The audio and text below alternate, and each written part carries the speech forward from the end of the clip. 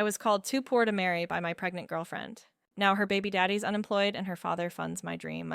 Okay, so you want the real story? Not that watered down version Logan probably told everyone. I'm Natalie, by the way, 20 and yes, I'm that girl, the one everyone's been whispering about since this whole thing blew up. But let me tell you how it actually went down. Because there's always two sides to every story. And somehow mine got lost in all the drama. I met Logan at this charity basketball tournament. My dad's firm was sponsoring. I was basically there to look pretty and hand out checks, which sounds terrible. But that's just how my family rolls. Always putting on a show, and there he was, all rugged and intense, coaching these inner city kids like his life depended on it. Something about him just stood out, like in a room full of suits and fake smiles. He was this real, solid presence. Dad's money can't buy authenticity. I remember thinking as I watched him interact with those kids. He had this way of connecting with them, like he actually saw them as people, not charity cases or photo ops. I'd never seen anything like it in my world. Everyone around me was so polished and perfect and fake. Logan was different. We started talking, and he told me about growing up in foster homes, living in his truck, honestly. It broke my heart a little, but he wasn't looking for pity. He was just matter of fact about it. Like, this is what happened, and now I help kids who are going through similar stuff. How could you not be drawn to that? My dad, Edwards, wasn't thrilled. Obviously, Natalie, honey, what could you possibly have in common with a community center basketball coach? He asked over dinner one night. I just rolled my eyes because Dad sees everything in terms of net worth and connections. But Logan had this integrity that money can't buy. He was doing something that mattered. We dated for about 2 years. And yeah, I'll admit it, I got comfortable. Maybe too comfortable. Logan was stable. Reliable. Always there. He'd listen to me complain about my job at Dad's firm, which, yes, I only got because of my last name. So what? He'd rub my feet after long days and tell me I was beautiful, even when I felt like a mess. But there was this voice in my head. My dad's voice, my friends' voices.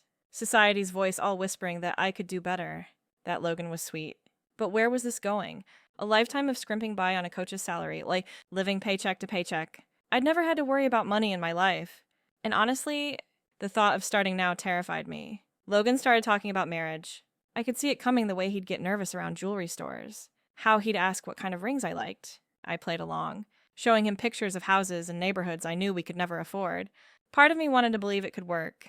The other part was already looking for the exit. Then came Zach's engagement party. Zach was one of Logan's friends, getting hitched to some girl from a wealthy family.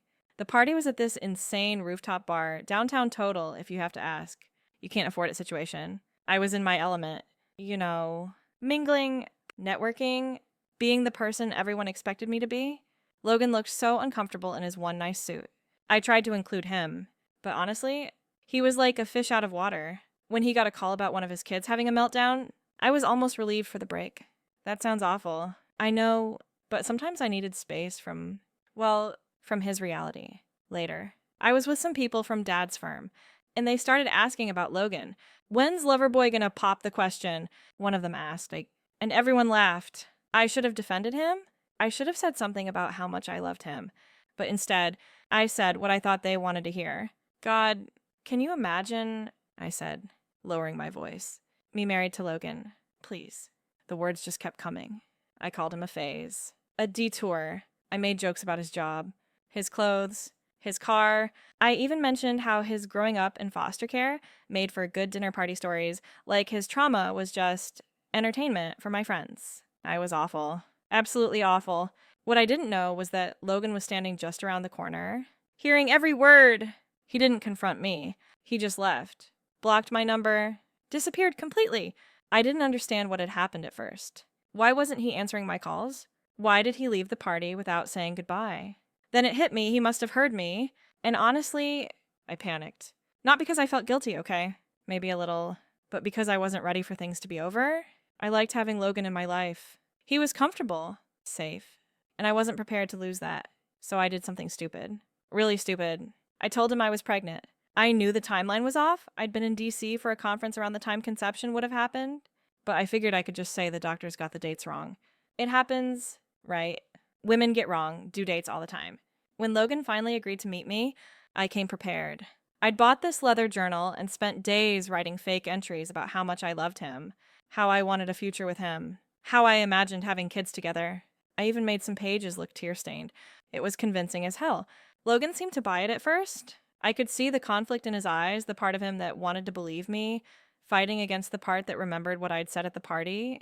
But he still asked for a paternity test, which, fair enough. I guess if I was in his position, I'd probably do the same. That's when my dad got involved. He showed up at Logan's apartment with 2 lawyers, basically trying to intimidate him into doing the right thing. It was so typical of my dad bullying his way through problems instead of actually talking to people. I didn't ask him to do that. But I wasn't exactly surprised either. The paternity test? Well, you know how that turned out. 0% chance that Logan was the father. The real father was Brandon Ellis, this junior partner at Dad's firm who I'd hooked up with after Zach's party when I was drunk and angry, and Logan had disappeared. Dad was furious, not just at me, but at Brandon too. He forced Brandon to resign and basically blacklisted him from every decent law firm in the state. And me? Dad cut me off completely, froze my accounts, took back the car, even kicked me out of my apartment. He said I needed to learn responsibility and face consequences for my actions. It's been hell. Honestly, I'm living in this tiny studio apartment in my aunt's building in a part of town I used to make fun of. I'm working as a waitress at this Italian place, barely making enough to cover diapers and rent. The baby's here now. And he's perfect. But God, this is hard. Brandon sends child support when he can, but he's working some entry-level corporate job in Omaha now, so it's not much. Sometimes I see Logan around town. He used that ring money, the money he was saving, to propose to me to start some basketball academy with his friend Jenna. And apparently it's doing really well. He even got funding from my dad, which is just ironic. I guess Dad suddenly respects Logan now that he's built something successful. I ran into Logan at the supermarket once. He was getting out of this brand new Jeep Wrangler midnight blue. Really nice. I was standing next to my beat-up Honda, trying to calm the baby who was screaming in his carrier. Our eyes met, and I tried to talk to him, explain how hard things had been, how sorry I was. He just nodded and said, "That's tough," then walked away. Cold as ice, right? Jenna was with him. And I heard her say something about how he didn't even flinch. That hurt more than I expected it to. People treat me differently now. The same friends who laughed at my jokes about Logan at the party. They don't answer my calls. The women I used to have lunch with, they literally turn around when they see me coming. It's like I have some disease. I know what you're thinking. I deserve this. And maybe I do. I was awful to Logan. I said terrible things behind his back. I lied about being pregnant. I tried to trap him. But it wasn't like I was some evil mastermind planning his destruction. I was just confused, scared, caught between who I was raised to be and who I actually wanted to be. Sometimes I think about what would have happened if I'd just been honest with Logan, if I'd told him I was scared about money and status and all that stuff instead of pretending everything was fine. Maybe we could have worked through it. Or maybe not. I guess we'll never know. Last week, I was waiting tables at the restaurant when Logan came in for a meeting with someone from the city's youth programs. He looked good, successful, confident, happy. Our eyes met for just a second, and I gave him this pathetic little smile. He just nodded politely, like you would to a stranger, then looked away. That's when it really hit me I lost something real, something authentic. And I threw it away for what? For approval from people who don't even talk to me anymore, for a lifestyle I can't even imagine now. The baby's crying. I need to go, but between us. Sometimes I wonder if Logan ever thinks about me, if he ever misses me, even a little, or if I'm just another lesson he learned the girl who was too privileged to appreciate something real. The baby. My little Liam was inconsolable. His wails echoed off the cheap walls of the studio, a stark contrast to the quiet, curated silence of my old apartment.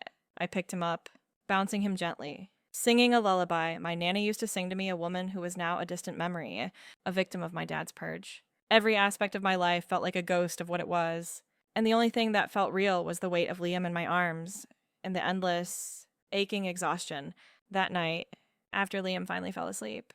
I found myself staring at the cracked screen of my phone. I scrolled through old photos, the ones from my life with Logan. There was one of us at a park, his arm around me, a genuine, unguarded smile on his face. Another showed him teaching me to shoot a basketball, his patient hands over mine. I'd never been more focused or more clumsy. The memories were so clear, so visceral. It was like a different person lived that life. A person who was capable of happiness that didn't come in a designer box or a bank statement. I finally gave in and did what I swore I wouldn't do. I looked up Logan's basketball academy. It was called The Inner Game. The website was clean, professional, and full of testimonials. Kids talked about how Logan taught them more than just how to play basketball. He taught them about discipline, respect, and believing in themselves. My eyes welled up as I read his mission statement. A phrase I remembered him saying to me once: "It's not about where you start, but where you finish." And then I saw the section about the new multi-million-dollar community center he was building. A photo showed Logan standing with my dad, Edward. My father had his arm around Logan's shoulder, a proud, almost paternal smile on his face. The caption read, "Edward Vance, a key investor and longtime supporter of the inner game, celebrates the groundbreaking." My stomach turned. It wasn't just the irony that my dad, who once thought Logan was beneath me, was now his biggest fan. It was the realization that my father hadn't just respected Logan for building something successful. He respected him for not needing him. Logan had stood on his own 2 feet, and in doing so, had earned my dad's admiration in a way I never could. My dad had given him the very thing he'd withheld from me: unadulterated approval. I closed my eyes. A silent scream of frustration caught in my throat. Days turned into weeks. A monotonous cycle of waiting tables and changing diapers. My life was a series of small, humbling defeats. The waitress uniform was tight and smelled of garlic. My shoes were cheap and hurt my feet. The once familiar sting of my dad's rejection had dulled, replaced by the persistent, low-grade thrum of anxiety about the next bill, the next bag of groceries. Then, one evening, I was walking home, pushing Liam in a stroller, when the sky opened up. Rain came down in a torrential, cold sheet. The umbrella I'd bought at a drugstore was flimsy and useless. Liam started to cry, his little face scrunched up in distress. I pulled the stroller cover tighter, but it was no use. We were both soaked. A sudden flash of headlights lit up the street, and a brand new, midnight blue Jeep Wrangler pulled over. The window rolled down, and there was Logan. He looked at me, not with coldness, but with a flicker of something I couldn't place. It was fleeting, gone in an instant, replaced by a polite, distant concern. "You guys need a ride?" he asked. His voice even... "You'll catch a cold out here." I felt a rush of heat to my face, a mix of humiliation and a desperate, childish hope. "No, we're okay. Thanks," I stammered. Gripping the wet stroller handle, he didn't move. He just looked at Liam, his expression softening almost imperceptibly. "He's gonna get sick." "Natalie?" I finally gave in, my pride crumbling under the weight of the rain and my own exhaustion. I folded the stroller, shoved it into the back of the spacious Jeep, and climbed into the passenger seat, strapping a now quiet Liam into his car seat. The interior smelled of new car and fresh leather, the scent of success. I felt small and pathetic. The drive was silent for a few moments. The only sound, the rhythmic swish of the wipers and Liam's soft breathing. "So," I began, my voice barely a whisper, "I saw your website. And the new community center, it's really incredible. Logan, congratulations." He nodded, his eyes fixed on the road. "Thanks." I saw the picture with my dad. I added, the words tumbling out before I could stop them. "That was a lot." He finally turned to look at me, a wry smile on his face. "Your dad's a good businessman, Natalie." He saw a solid investment. "It's nothing personal." "But it feels personal," I said, the words heavy with my own grief and regret. He never looked at me like that. Not proud, not like he saw something real in me. Logan's smile faded. Maybe he was just looking for the wrong things. He said softly. We pulled up to my aunt's building. It looked even shabbier in the rain. I felt a fresh wave of shame wash over me. I wanted to explain everything, how I ended up here, how I regretted everything, how I missed him, but the words got stuck in my throat. As I was unbuckling Liam, he reached his little hand out and grabbed Logan's finger. Logan froze. His eyes locked on Liam's small hand wrapped around his own. For a split second, I saw it again, that flicker of something deeper. Not anger, not coldness. Something like a shadow of a different life. A life where this baby might have been his. He gently pulled his hand away and looked at me. A serious, steady gaze. "Natalie?" he said, his voice low and firm. "I meant what I said that night at the supermarket. It's tough, what you're going through, but that's not my life anymore. And this isn't my baby." The words were a direct, cold blade to my heart. But they were true. He was a different person now. And I was too. The Logan I knew was gone. The Natalie he knew was gone. "I know," I whispered, tears blurring my vision. "I know. I wish things were different." "Me too," he said. And for the first time, it didn't sound like a polite platitude. It sounded like a confession. "For a long time, I wished you were different. But you're not, and I have to be okay with that." He got out of the car, helped me with the stroller, and walked me to the front door, the rain still pouring down. He didn't offer to carry Liam or linger. The transaction was purely practical, a kindness he would have shown anyone, a stray dog, a stranger. That was the most devastating thing of all.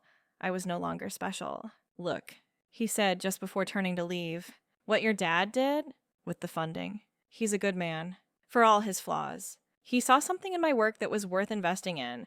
I just hope one day you can do the same for yourself. See your own worth. Without needing his or anyone else's approval.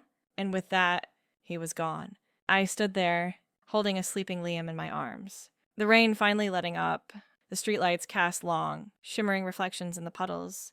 I watched the midnight blue Jeep disappear into the distance. I had to let him go. Really let him go this time. He was a story I was no longer a part of. And the ending was just a new beginning for him. The real work was on me. My worth wasn't in my last name or in who loved me, but in this tiny, sleeping boy in my arms. I looked down at Liam, his perfect face a beacon in my darkest moment. I was his whole world.